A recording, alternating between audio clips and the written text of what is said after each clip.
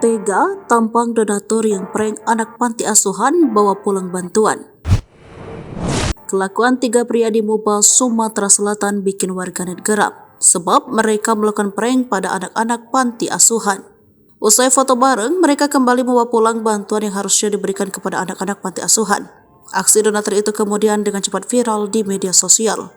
Pemilik panti asuhan pun kecewa atas sikap donatur bodong itu. Adapun sosok donatur prank panti asuhan tersebut masih belum diketahui identitasnya. Namun tampang diduga sosok donatur prank panti asuhan itu sudah beredar di Facebook. Ia seorang pria menggunakan seragam krim lengkap dengan card holder di leher. Dikutip dari Sri Poko Rabu 25 Oktober 2023, update itu mengenakan kacamata dan diperkirakan berusia matang. Ia berfoto dengan anak-anak panti asuhan bersama barang-barang yang bakal disumbangkan. Dikutip dari akun Facebook Sarmi Sarmiati, awalnya pihak panti asuhan senang dengan kedatangan donatur tersebut.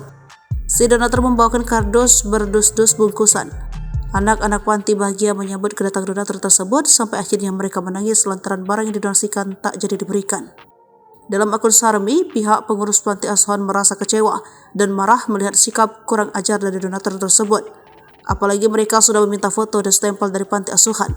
Pihak pengurus panti asuhan tersebut melarang donatur tersebut untuk datang lagi jika hanya ingin membuat mereka sakit hati. Pak, terima kasih kepada Bapak yang pernah minta foto bersama anak-anak panti El Nuza berapa dus. Tenggo jangan lagi datang ke panti El Nuza. Minta tanda tangan dan stempel pengurus.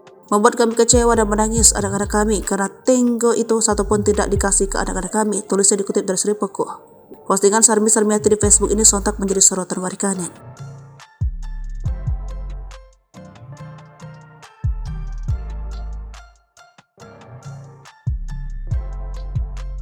Download Tribun X sekarang, menghadirkan lokal menjadi Indonesia.